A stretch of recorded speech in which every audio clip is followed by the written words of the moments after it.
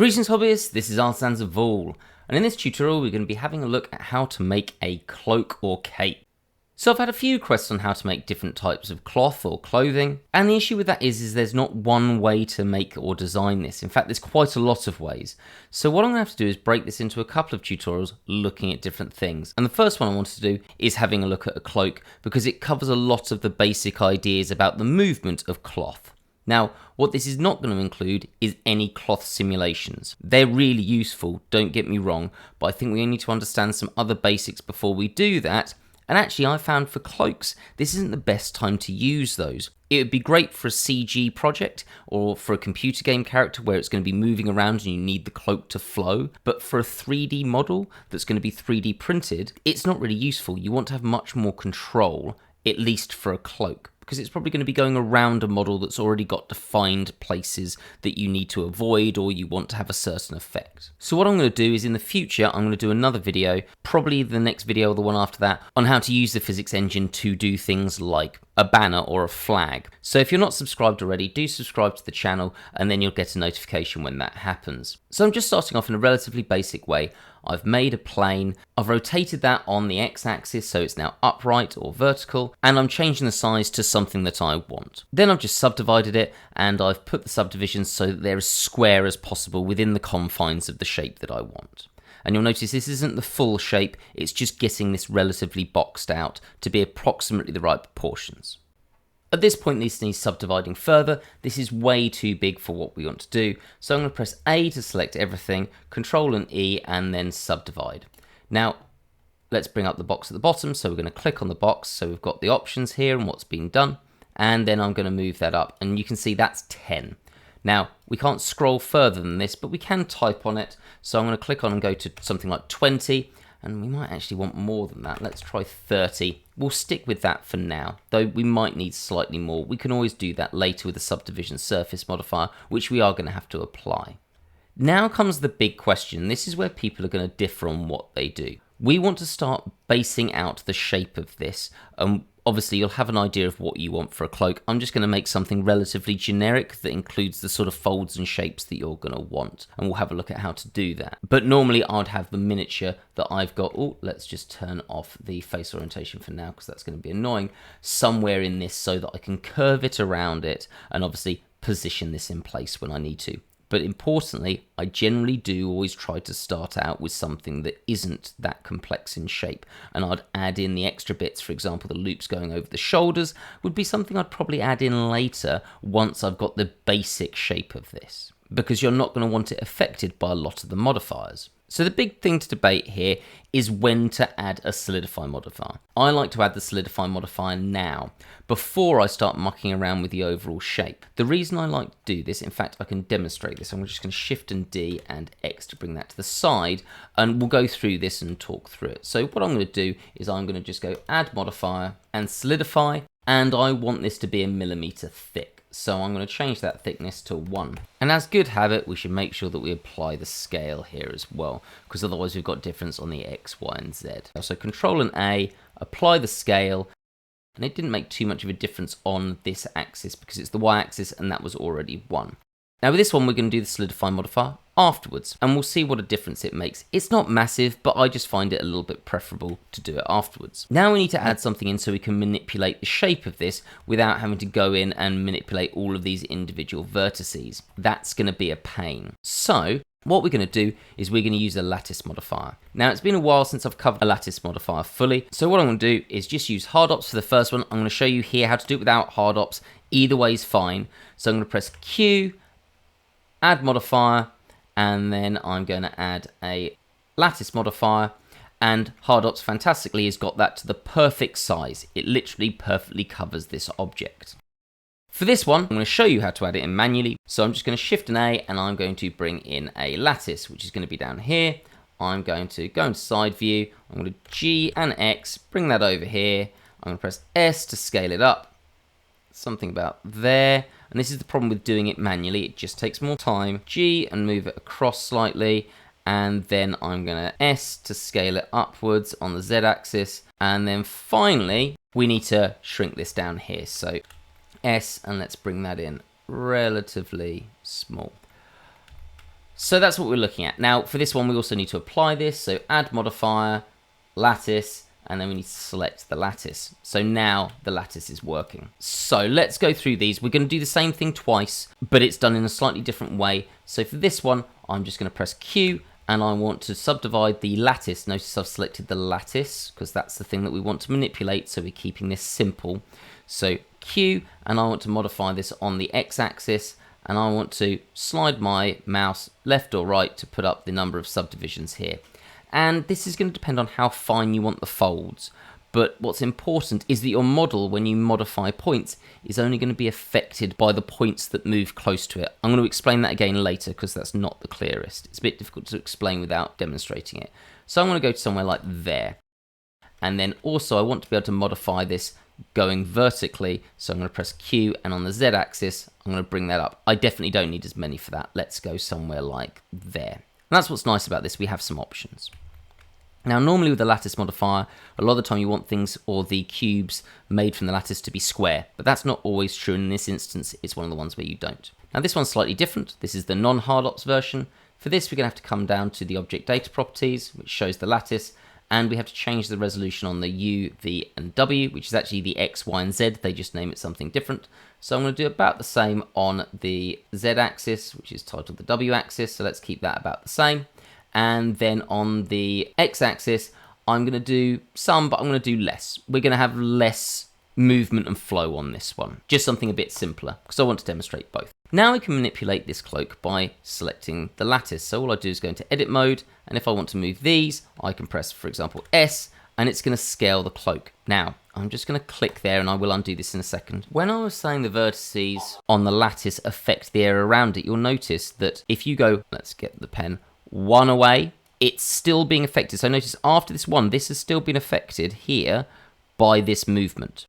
What doesn't get affected is 2 away. After that, everything stays the same. So you can see how I'm going to use the lattice to control this more. Here, 2 away means that less of the space is going to get affected. And then I can use something like proportional editing to allow me to make that nice and smooth.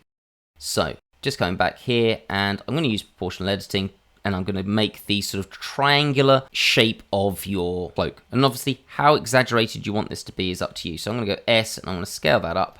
So we've got something a little bit nicer there, something like that. And if I want it any more, I could always go to the bottom, and again, S, and scale that up something like that. So somewhere there. I'm going to actually keep this like this for now, and then we're going to do the same thing on this one. So back into this object, and I'm going to do exactly the same thing. So S, scale it in, something about there. At this point, it's going to be when I start making the general shapes of the folds for this cloak. So let's start with this one. All I'm going to do is go into edit mode, and I'm going to select a couple of these, maybe something like that. And actually, let's go one higher as well. And I don't want the top one, so there we go. GY, and I can bring that out. And notice that we've still got proportional editing on. And if I want to have something a bit less, for example, on this side, I can do that again. Notice I'm making it thinner intentionally. And then G and Y, and I can bring down, using the middle mouse button, the proportional editing. So we've got something like that, and we've got another fold. I might decide to do just these ones at the bottom, G and Y, and bring those in a little bit. And then I might even decide that some of these bits here need to be a bit more exaggerated. So I'm going to go G and move those around somewhere like that. And you can see we're starting to get the shape of our cloak. And if we want to, we can even do things, for example, with these two, press R, I'm going to press Z, and rotate these around. And that's not going to do that much here. So you'll notice it's not giving a lot of control because this is still a plane. On this one, however, this will give us some control. Now, notice the folds here had to be relatively big because the lattice is quite wide apart. Here, however, we can do much finer things. It's the same process. I'm going to go Shift and Z so I can see this in X-ray mode. And I'm just going to select some vertices, something like that. And then G and Y. And again, I can use that middle mouse button. In fact, let's rotate around so we can see this a bit better. So G and Y, and I can affect how much of this it's controlling. But you'll notice this allows me to do much finer folds. For example, I've got a little fold there. I might want to come onto these side ones here, and then let's G and Y those across a bit, something like there. And then let's R and we can rotate that around, and then G and move that a little bit further. I'm going to Shift and Z so it doesn't move on the Z axis. Okay, in fact, let's maybe shrink that down a bit so we're not having a problem with those other vertices. So we're making these little folds here. We can still make some large folds. Let's do one of those, let's say here. So Shift and Z, and we're going to just go into side view and select maybe these, and then G and Y. Let's have that going in a bit, maybe something like that, and so on. And if you want to have these a bit bigger, let's do, for example, a bigger fold here, and then G and Y. I'm going to raise that up a bit, and I can do a nice big fold should I choose to. In fact, let's do one further up as well. So I can do these large folds should I choose to, and you'll notice I can affect more or less of it. So for example, I could have a nice round shape if this is billowing in the wind, something smaller depending on how much or what it's being affected by. Now obviously this is not the end product. This looks a little bit trash at this point, so just be aware of that. Okay, we are going to do more to this. Please don't think this is where we're going. So G and Y, and move that somewhere like that. So you can see what this is doing here.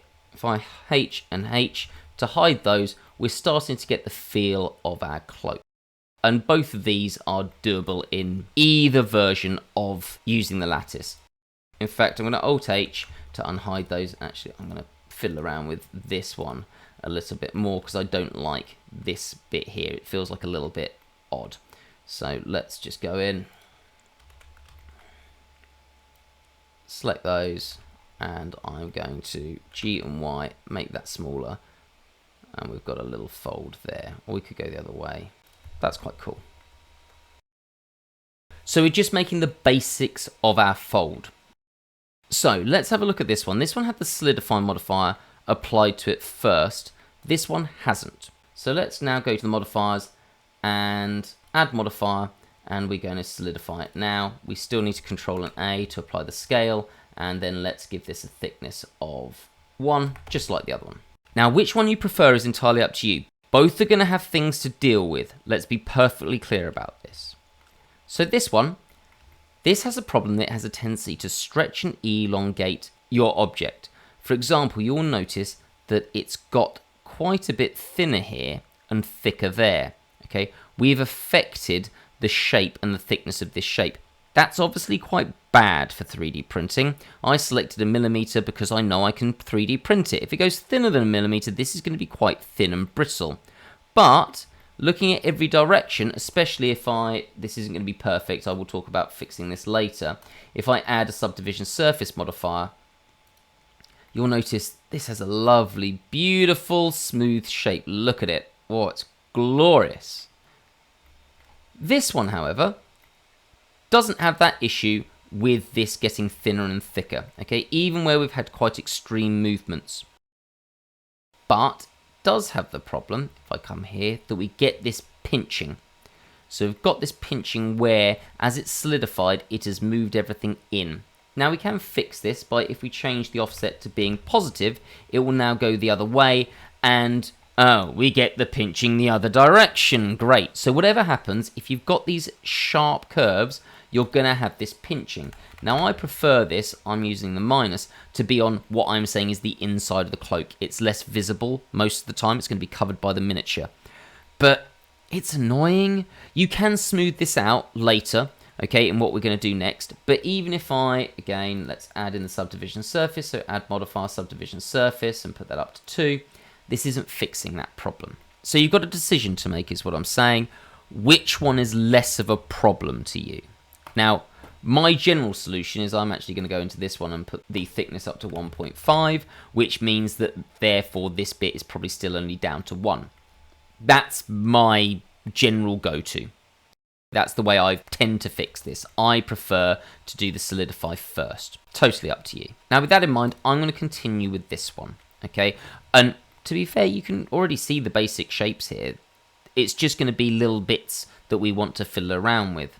Now, first thing that I want to fiddle around with, and this is going to be a stylistic choice, is the Subdivision Surface is making these edges a bit rounded. This is going to totally depend on the style that you want. And in fact, that's going to come in even more later.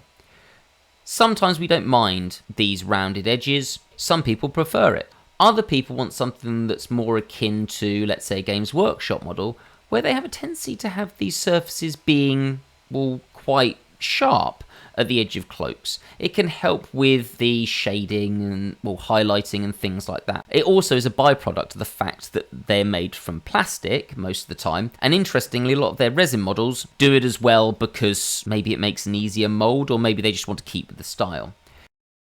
If you do want to have these edges to be really sharp, if you go into vertex mode, you've got still, notice we've still got the plane shape here. This is all modifiers. It's been totally non-destructive. What we can do is we can start actually sharpening these edges. So if in fact, I'm just going to go to edge mode so it's easy to see. Alt and Shift select each one of the edges, just there, and there. We can sharpen this. Now, I will say, this is often where Blender sometimes starts having problems, because we're stacking some quite complex modifiers, so this is the point to save it.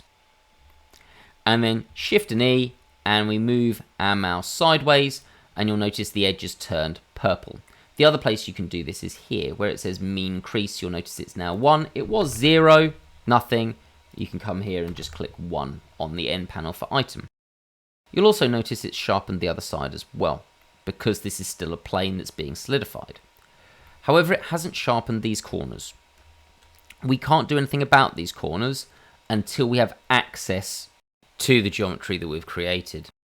So we're going to start applying this, and that's another reason to have saved this in case you want to come back to it. So I'm just going to apply, first of all, the Solidify modifier. And now I can go into Vertex or Edge, and I've got this edge. So I'm going to select that edge, that edge, that edge. So notice I'm shift-clicking each time, and then exactly the same thing, Shift and E, and drag it to the side. And now we've got these nice sharp corners. Entirely up to you if you like that or not. I'm going to stick with it for now because it gives me something to talk about in terms of other things we have to be careful of if you do this. If you don't, go with the rounded version. Then, at this point, once I've fixed that, if I want to, I'm just going to make sure the object's selected, and I'm going to click Apply All. And now we've got access to all this nice geometry. It's quite dense, but it should be fine. In fact, we're going to make it denser in a second. Now, at this point, you're probably stretching the limit of what we can do in a, I know this is cloth, but a hard surface modeling style. We need to start going into Sculpt Mode and having a look at that. So let's start doing that. So to get into Sculpt Mode, if you've got machine tools, just tab, and then we can select the Sculpt Mode there. If you don't have machine tools, Object Mode and Sculpt Mode here. And I'm just going to use this to bring it out a little bit. And we've got our sculpting options. If you haven't done any sculpting before, I've got a couple of tutorials that go through some bits where I'm using sculpting. There's a link in the top right hand corner. I would suggest you have a look at them. And we can straight away start to fix some of these things. For example, that blob there, that's way too much. So we can start doing changes with things like the grab brush. Now, you'll notice here that we've got a strength and we've got a radius. And the radius is how wide it is. I can just go here and you'll notice it's much wider. I don't really like using that. I generally like to press F and then you can see it on the model how wide this is going to be. And this is what it's going to affect. So for example, I can just start dragging that in so it's less extreme. Oh, just grab the back one. So something like that. I can also, if I want to, and you'll notice this isn't perfectly smooth, I can hold down Shift while I'm clicking, and that will act as a smooth brush. So you'll notice it's probably not going to show up on YouTube very well because of the way the video works, but I've just smoothed a lot of the vertices there so it's less bumpy. Now the other thing that we can use that's quite fun, I'm going to use this over here, is the snake hook brush. In fact, let's use this over here because this one's still relatively flat and boring. If I F to make this larger, I can select an area, let's say for example here, and I can drag that into a nice curved shape. Now notice that's really deformed the shape there. It's got a very big point. So if I just go to F and increase the size of this, I should be able to move that. Oh, that was awful. Should be able to move that around a little bit better, and getting a good angle is often the main key to that. There we go. So that's looking quite cool. And again, if some of this is a bit too extreme, I'd go back into the grab brush, F to make that a bit smaller, and I can start manipulating that around a little bit, just to make it a little bit less extreme and a bit smoother on this change in shape. So you can see how we can really easily use that to make something have maybe a curve round a miniature's leg or something like that.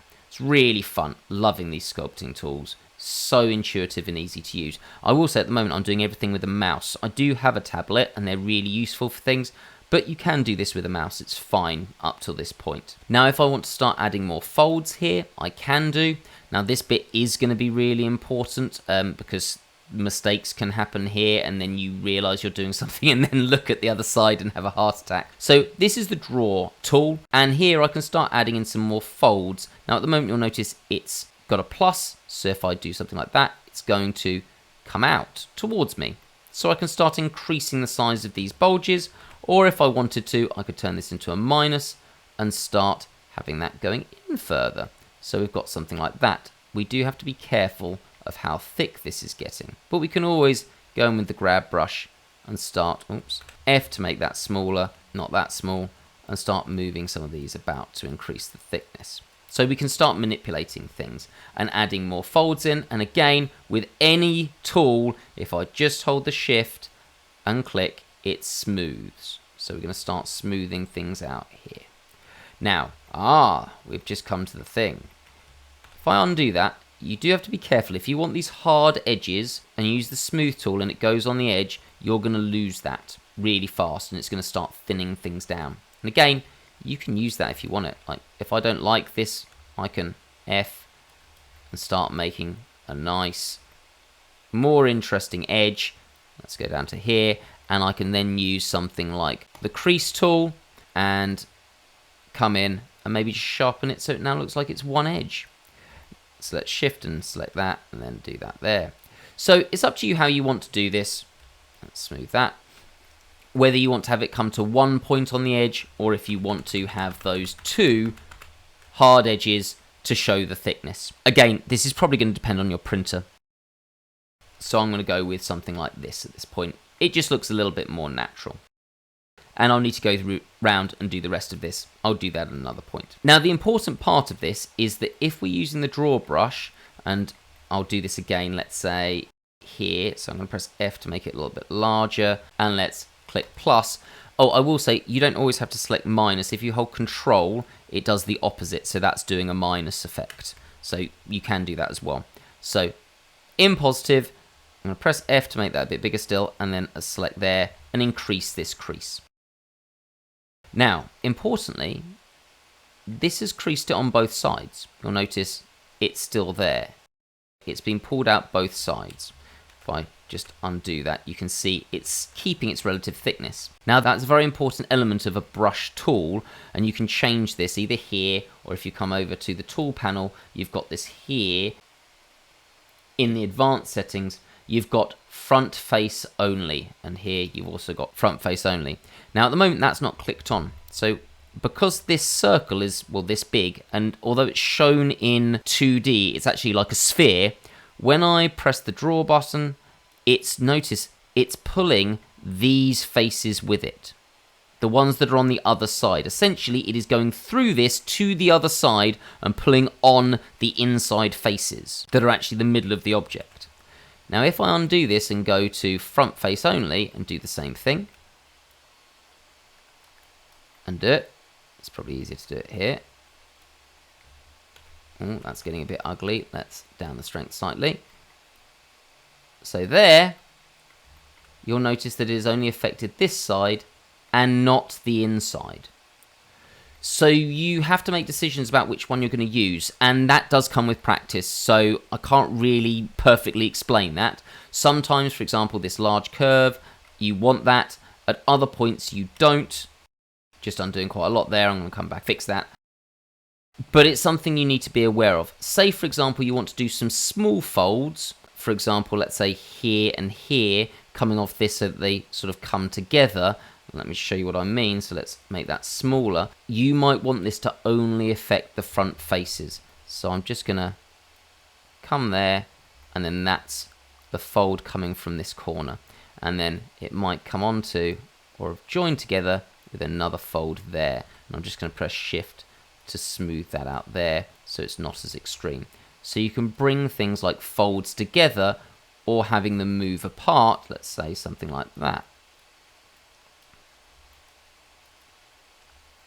And if you want this to be more exaggerated, for example, this bit of the fold here, you might want to use the draw sharp brush, which again, oh, sorry, that's drawing in. Let's put that to positive, which will create a sharper edge. That's quite useful if you want to do things like small little folds, maybe like little ripples in the texture, or you've got a really extreme looking windy situation.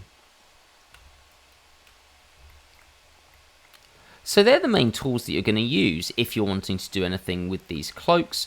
I'm probably going to add in a few more folds somewhere around here, just little ones. Again, this would be smoother if I was using my tablet, but this is just a quick demonstration.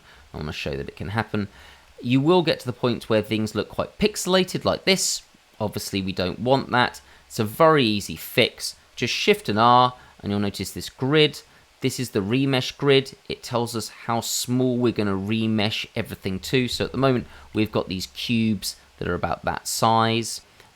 We want something finer than that, so Shift and R, and I can go to, let's say, 0.09, click, and then Control and R, and that will remesh it to that level of fineness. You will see that does have a slight effect on those sharp edges, and then if I just F to make that bigger and Shift, we can start smoothing that out, so we lose this almost pixelated effect that we don't want. Okay, now this is going to have an effect on the performance of your computer as you use this remesh tool. So do be aware of that. If you want to see what you're doing, if you go to the view menu here and you click statistics, you can see how many faces and vertices you've got. At the moment, this cloak has got, well, 244,000 faces. That's fine. Most people's computers should be able to deal with that. If yours can't, you're going to have a difficulty with sculpting. I'm going to be perfectly honest if it can't deal with more than that. I think I've run up to about 6 million on my computer. It's a laptop, but it's a pretty okay laptop. I wouldn't try to do that while filming, so I'm not going to do that now. Then it would definitely die a death. But somewhere up to 1 million is generally copable with most people's computers. So that is the basics of sculpting. At this point, it's just going in, adding additional details until you get the sort of shape and effect that you want to represent the character and the scene that they're in. At this point, we've got to about half an hour's worth of tutorial, and generally people won't want to watch more than that, so hopefully that's been useful and given you some good ideas of how we can create these shapes within a cloak structure. As I said, we're going to be having a look at this in a different context and using some of those physics tools in the tutorial on flags, so hopefully that'll be interesting as well. See you next time and have a great day, guys.